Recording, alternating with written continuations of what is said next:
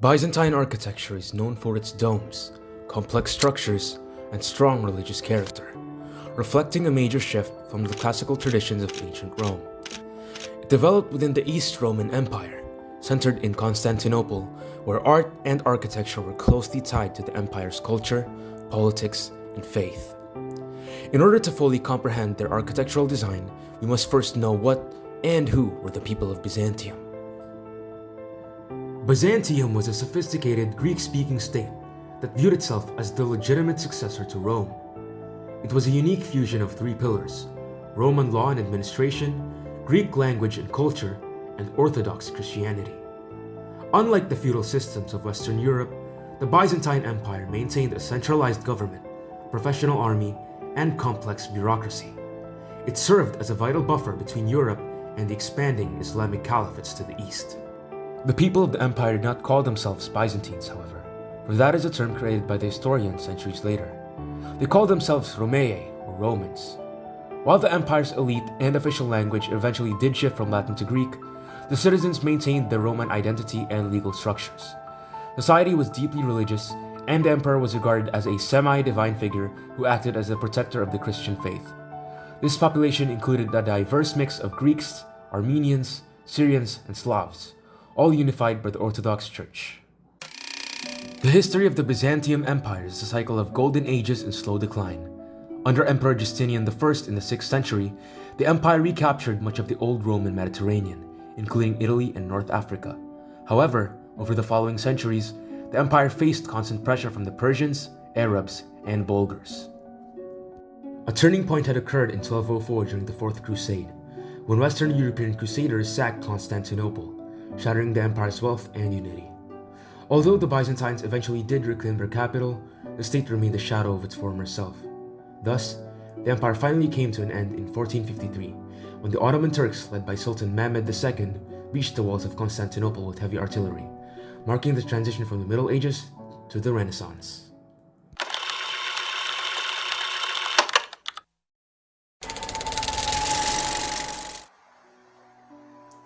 From the crossroads of continents, where East meets West, rose one of the most influential architectural traditions in history: Byzantine architecture. At the heart of this story lies Byzantium, later known as Constantinople, today's Istanbul. Built on 7 hills and positioned between the Bosporus and the Sea of Marmara, the city stood on 2 prominent ridges overlooking vital waterways. Its location was no accident. It connected the Black Sea to the Mediterranean and Europe to Asia. With the Golden Horn as its deep, calm harbor, ships arrived carrying not only goods, but also ideas. This strategic position turned Constantinople into a powerful center of trade and a melting pot of architectural innovation. But the land itself posed a challenge. The region lacked high-quality stone and materials for strong brick making. So, the empire looked outward. Marble was imported from across the eastern Mediterranean. Among these, the green marble known as Verde Antico became especially prominent, filling spaces like the Grand Hagia Sophia with color and elegance. Because materials were limited, architects had to adapt, designing structures based on the size and availability of pre-cut stone columns, often shaped by convict labor. Constraint, in this case, inspired creativity. When the Roman capital shifted east under Constantine the Great, architecture had to change. The climate was warmer. The cultural influence was different. Roman builders adjusted their methods, combining their engineering knowledge with Eastern artistic traditions. The result? A new style, where Western structure met Eastern decoration, a fusion that defined Byzantine identity. Religion shaped everything. With Christianity declared the official faith, churches became the center of architectural focus. But belief also brought conflict. Debates like the Filioque controversy and movements like iconoclasm, which rejected religious images, changed how churches were designed. Statues disappeared. In their place, glowing mosaics and painted icons covered walls and ceilings. Flat surfaces became essential, transforming interiors into radiant, storytelling spaces of light and color.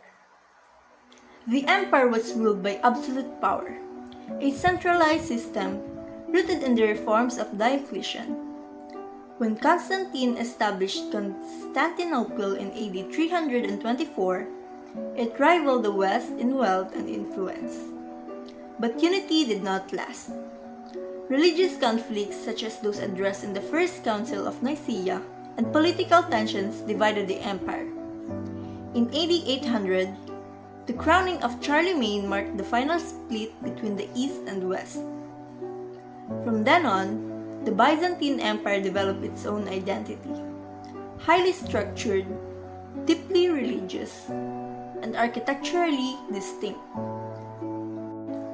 until its fall in 1453.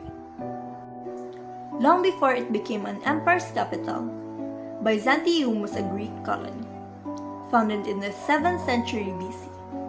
But Byzantine architecture truly began when Rome's capital moved east.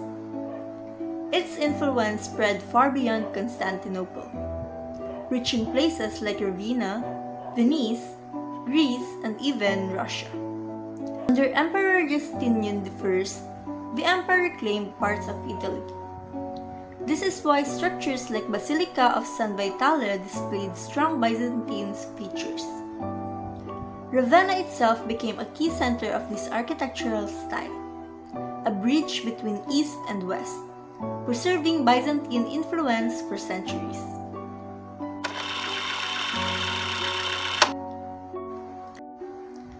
From geography to religion, from politics to materials, Byzantine architecture was never just about buildings. It was a reflection of an empire, its struggles, its belief, and its vision. A legacy carved in stone and illuminated in gold.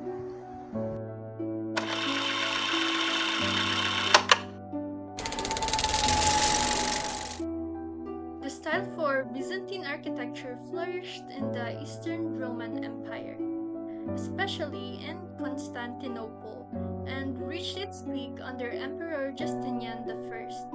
Unlike earlier Roman architecture, which focused on engineering and public function, Byzantine architecture focused on religion, symbolism, and creating a heavenly atmosphere inside buildings. The general character of Byzantine architecture is distinct. It is more decorative than structural in appearance, focused on interiors rather than exteriors, and is strongly influenced by Christianity. The exterior of buildings is usually plain and simple, but the interior is highly elaborate, filled with colored marble, gold mosaics, and detailed ornamentation. The goal was to create a space that reflects divine beauty and spiritual presence, rather than just physical strength. Byzantine architecture was influenced by several earlier styles, which is Roman engineering and construction methods, Greek ideas of proportion and symmetry, and then Eastern influence, especially in decoration and ornament. After the decline of the Western Roman Empire, the Eastern Empire continued to develop architecture, but with a stronger religious and artistic focus. Churches became the most important building types, replacing temples and public structures of earlier civilizations. The defining feature of Byzantine architecture is the development of domical vaulting over a square plan. While Romans placed domes over circular apartments, Byzantines perfected the pendentive, which is triangular segments of a sphere that allowed the weight of a circular dome to be transferred to four massive piers. This system allowed for a wide open space in the corner of the building. By using four pendentives, the dome could be lifted high above, making it look like it is floating or very light. For their vaulting techniques, the Byzantines built differently from the Romans. Roman vaults needed a lot of wooden support while being built, but Byzantine builders used large flat bricks arranged in a way that allowed the structure to rise on its own without extra support. This method is believed to have come from Asian influences. Byzantine buildings were conceived in two distinct stages: the structural shell, or the carcass, and the decorative finish. Byzantine construction is defined by a carcass methodology, basically meaning inner framework is done before flourishes, which effectively separates the structural integrity of the building from its decorative finishing. The primary building material was thin, hard-burnt brick, approximately 1.5 inches deep, laid in exceptionally thick beds of mortar. This mortar, composed of lime, sand, and crushed pottery, frequently equaled the thickness of the bricks themselves, resulting in a homogeneous and durable masonry mass. A critical technical aspect of this method was the temporal delay between the masonry work and ornamentation. The brick carcass was completed and allowed to settle fully before any marble sheeting or glass mosaics were applied. This prevented the subsequent decorative layers from cracking and warping as the heavy masonry reached its final equilibrium. A primary aesthetic and structural objective of the Byzantine architect was to bring the arch and the column into a functional union, moving away from the ornamental application of columns found in Roman classicism. The traditional classic orders were largely abandoned in favor of a system where the semicircular arch rested directly upon the column capital. To facilitate the transition from the circular shaft of the column to the square base of the arch, or the dosseret above it, architects developed specialized cubiform or pyramidal capitals. These were typically decorated with shallow incised carvings and basket work rather than the deep naturalistic foliage of the Corinthian or Ionic orders. To protect these monolithic shafts from splitting under the immense vertical pressure of the masonry, bronze amulets or rings were frequently placed around the necking of the column. Interior characteristics. The interior treatment of Byzantine structures prioritized surface continuity and the play of light to create an atmosphere of weightlessness. Walls were sheeted with rare polychromatic marbles fixed with metal clamps, while the vaults and domes were overlaid with glass mosaics on a shimmering gold background. To maintain this visual flow, architects systematically avoided heavy moldings, cornices, or projections that would have created shadows or interrupted the light. By utilizing rounded angles and flat surface treatments, the mosaic imagery appeared to float across the structures without interruption.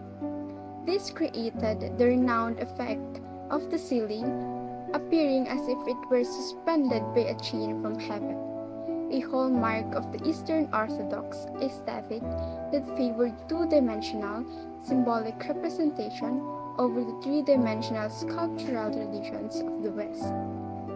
Mosaics. Mosaics often depicted Christ, the Virgin Mary, saints, and biblical scenes. These were not only decorative but also educational and symbolic, helping communicate religious ideas to people.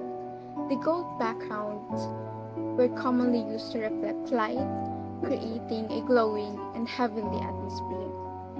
The planning and layout of Byzantine buildings is unique.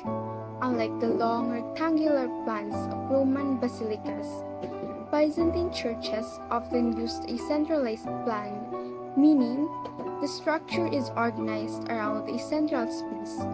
This central space is usually covered by a dome. An example of this type of planning can be seen in San Vitale, which combines central planning with rich decoration. Lighting. Light plays a very important role in Byzantine architecture. Windows are often placed around the base of the dome and along the upper walls. This allows natural light to enter and reflect off mosaic and gold surfaces. The effect makes the interior appear light, bright, glowing, and almost weightless. This creates a strong spiritual and emotional experience, making the space feel closer to heaven. In symbolism, Byzantine architecture is deeply symbolic. Every element has meaning. The dome represents heaven, the light represents divine presence, and mosaics represents religious teachings. Buildings were designed not just for use, but to inspire faith and communicate religious beliefs. This is why architecture, art, and religion are closely connected in Byzantine culture.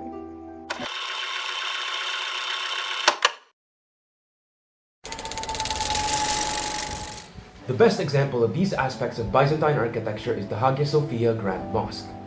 Built in Constantinople, which is now modern-day Istanbul, between 532 and 537 CE under Justinian I, it was designed by Anthemius of Tralles and Isidorus of Miletus. The church had replaced earlier buildings on the same site that were destroyed by fires and the Nika Revolt. Over time, though, it served different roles: an Eastern Orthodox church, a Roman Catholic cathedral, a mosque after the Ottoman conquest by Mehmed II in 1453, a museum in 1935 under Mustafa Kemal Ataturk, and again a mosque since 2020 under Recep Tayyip Erdogan. Architecturally, Hagia Sophia is known for combining a basilica layout with a centralized plan. Its main feature is a large central dome supported by penitentives, allowing it to rest on a square base. The dome is reinforced by semi-domes on the east and west, creating a layered dome system. Inside, the space is divided into a central nave and side aisles with upper galleries, supported by massive piers and marble columns. The interior uses rich materials like colored marble and was originally decorated with detailed mosaics and carvings. Although some decorations were lost or covered over time, the building is still recognized for its scale, structural innovation, and visual impact, making it one of the most important works of Byzantine architecture. For a brief history, the first church on the site was ordered by Constantine I around 325 CE and completed in 360 CE by his son Constantius II. It was called the Great Church. This early structure was damaged by fire in 404 CE during unrest linked to John Chrysostom. It was rebuilt and expanded and then rededicated in 415 CE under Theodosius II. However, it was destroyed again in 532 CE during the Nika Revolt. After this, Justinian I ordered the construction of the present Hagia Sophia. It was built quickly between 532 and 537 CE by Anthemius of Tralles and Isidorus of Miletus, becoming the main cathedral of the Byzantine Empire and the center of the Eastern Orthodox Church for over 1,000 years. The building suffered damage over time, including a partial dome collapse after an earthquake in 558 CE, which was later rebuilt and strengthened.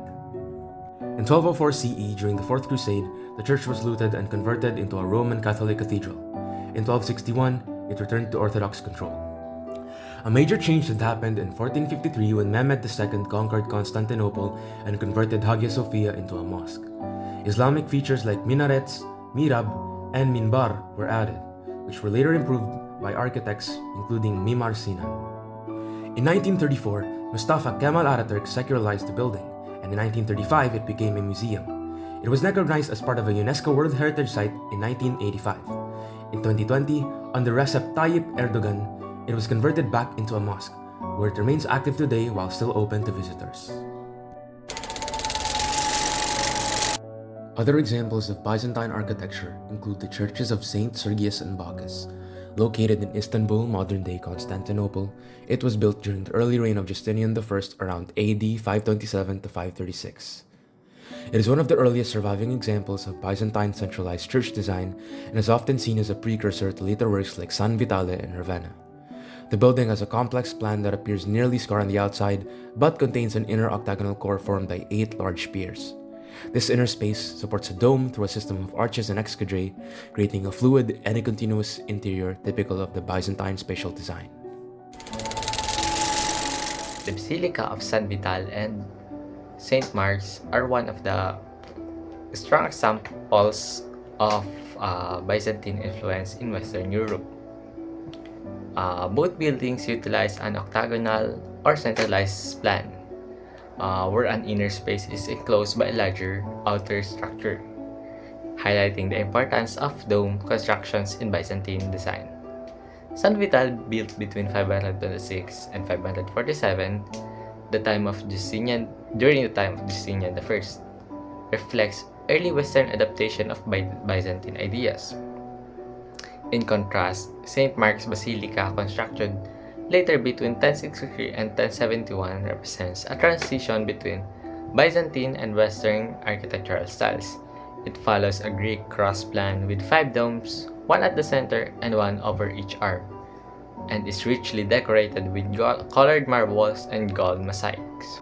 The Basilica of San Vital was commissioned by Bishop Ecclesius in 526 and was later consecrated by Bishop Maximian with the financial support of Julianus Argentarius. Its designer remains unknown, but it stands as a key example of Western Byzantine architecture and even influenced later works such as Charlemagne's tomb at Aix-la-Chapelle. Meanwhile, St. Mark's Basilica was commissioned in 1063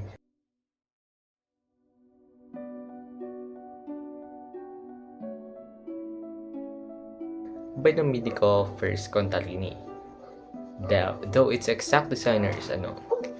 The church reflects a blend of Byzantine and Franconian influences. It served as an important connection between Eastern and Western architecture. Its design was based on the Church of the Holy Apostles in Constantinople. The building features Greek cross layout supported by square piers that carry 5 domes, with the central dome measuring about 42 feet in diameter. The structure is richly finished with colored marbles on the exterior and gold ground glass mosaics, covering the interior vaults and domes. The outer domes seen today were later additions that encase the original Byzantine style domes, further emphasizing its layout and architectural history.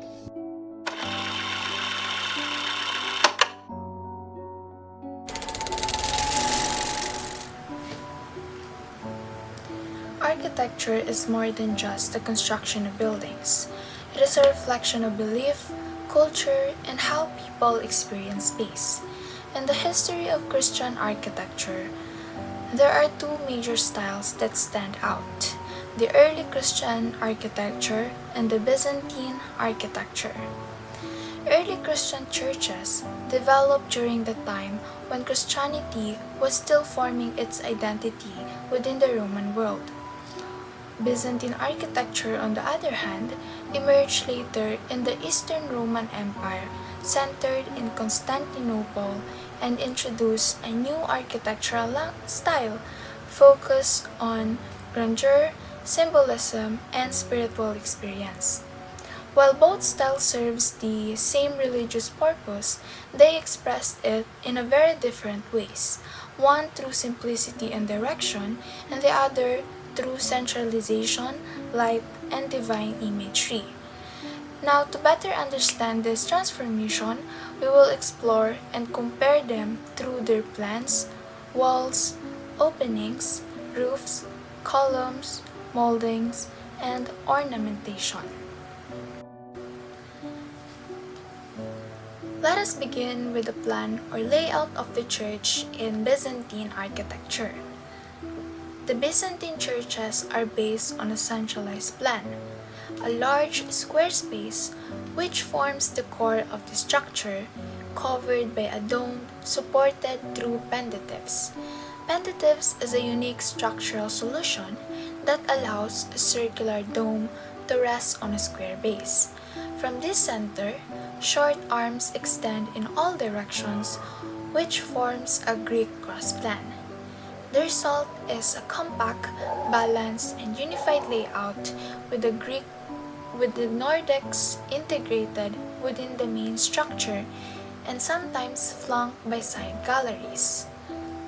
This creates a vertical and centralized spatial experience, drawing the viewer's attentions upward toward the dome, which symbolizes the heavens. In other words, everything in Byzantine church is organized to lead your attention toward the center and upward. In comparison, this is very different from the early Christian architecture, such as the Old St. Peter Basilica, wherein early Christian basilicas follow a longitudinal and rectangular plan where movement is linear, from the entrance, along the nave, and toward the apse at the end. The space is directional and processional. In simple terms, the difference between the two architecture is the experience, wherein in early Christian architecture, it leads you forward through a journey, while in Byzantine architecture, it draws you inward and upward into a central space.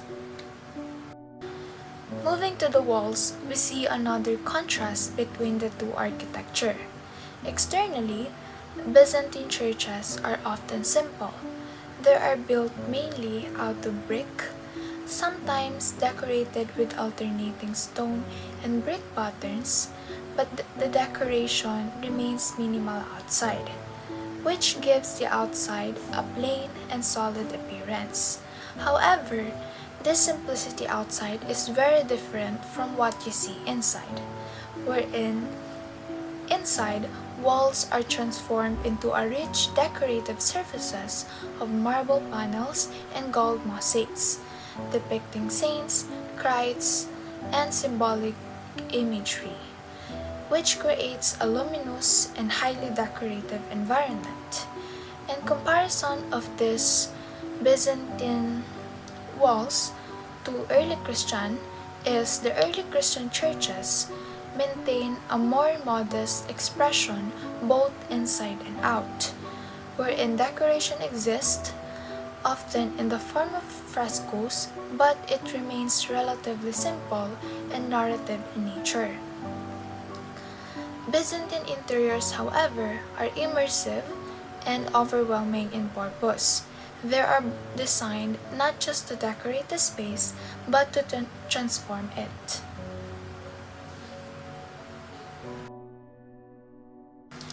When it comes to the roof, the most important feature of Byzantine architecture is the dome.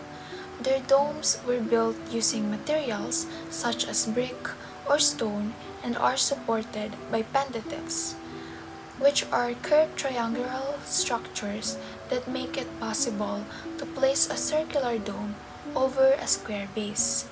It is a major innovation that is not found in Roman architecture. To simply put, pendatives solve a major architectural challenge, which how to connect a square space to a round dome. In early domes, they were relatively low and flat, but later examples were raised on a drum, increasing height and prominence. In Hagia Sophia, this system reaches its highest expression. The central dome appears to float above the building, especially because of the ring of the windows at its base, which allows light to enter and reduce the visual weight of the structure. Compared to early Christian basilicas, which used timber roofs, they were simpler and more practical but lacked the monumental spatial effect of domes, while in Byzantine churches, roofs are more monumental, complex, and innovative in structure. Columns in Byzantine architecture were often taken from earlier Roman buildings, especially in the early period. It begins as spolia or reused elements from earlier Roman buildings. Later, new designs developed. Capitals were inspired by the Corinthian order and Ionic order, but adapted it into more simplified and abstract form.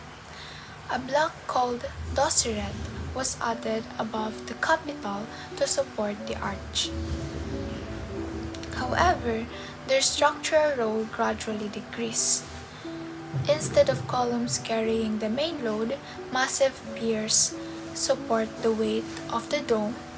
Columns become secondary, often used only for galleries or decoration, unlike in basilicas where they define the entire spatial rhythm. In comparison to early Christian, like the old St. Peter Basilica, columns are essential.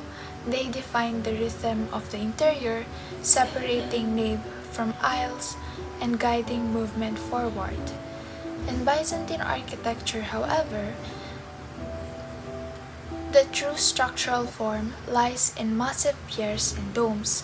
Columns become secondary, often decorative and supportive, which marks a shift from a column-driven linear system to a dome-centered spatial system. When it comes to moldings, moldings in Byzantine architecture are minimal and understated. Instead of detailed profiles like the other architectures, their buildings emphasize broad, flat surfaces. Internally, marble and mosaic panels may be formed with simple bonds, but the decoration remains secondary to surface unity. Externally, brick surfaces are simple and unarticulated with little emphasis on classical molding system. This reinforces an idea in Byzantine design which the surface is more important than the structural detailing. In comparison to the early Christian structure, they still carries traces of Roman detailing though simplified. While in Byzantine architecture, they moves farther away from the classical articulation, wherein in early Christian, there are more restrained classical structure that are still visible, while in Byzantine, smooth continuous surfaces with minimal structural emphasis. The focus shifts from the edge and lines to surface and light.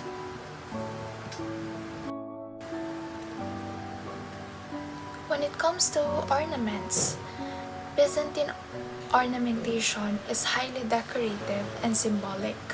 Walls are lined with patterned marble, while upper walls and domes are covered with gold mosaics showing religious figures and symbolic imagery such as the peacock, which represents immortality. What makes Byzantine decoration unique is that it is not just added onto the surface, it becomes part of the surface itself. Unlike the classical architecture where decoration is applied, Byzantine ornament becomes part of the surface itself, wherein the patterns are often incised into flat surface rather than built outward, which creates a seamless visual experience where structure and decoration merge. For instance, in Basilica of San Vital, where mosaics cover the entire walls and domes, which creates a continuous visual experience. In comparison to the early Christian, their decoration is more modest, often expressed through painted frescoes and simpler visual storytelling. Wherein in Byzantine decoration, ornaments become immersive and architectural in scale. In conclusion, the transition from early Christian to Byzantine architecture marks a major shift in how sacred space is understood and experienced. Early Christian basilicas or architecture are long, linear, and processional. It is designed to guide worshippers forward through a physical journey toward the altar, while Byzantine churches are centralized, vertical, and immersive. They are designed to draw worshippers inward and upward into a unified spiritual space. To summarize it, early Christian architecture expresses faith through movement and journey, while Byzantine architecture expresses faith through space, light, and symbolism. Through its dome, pentatives, controlled lighting, and mosaic-covered interiors, Byzantine architecture transforms buildings into a powerful symbolic environments where structure is no longer just functional, but deeply spiritual.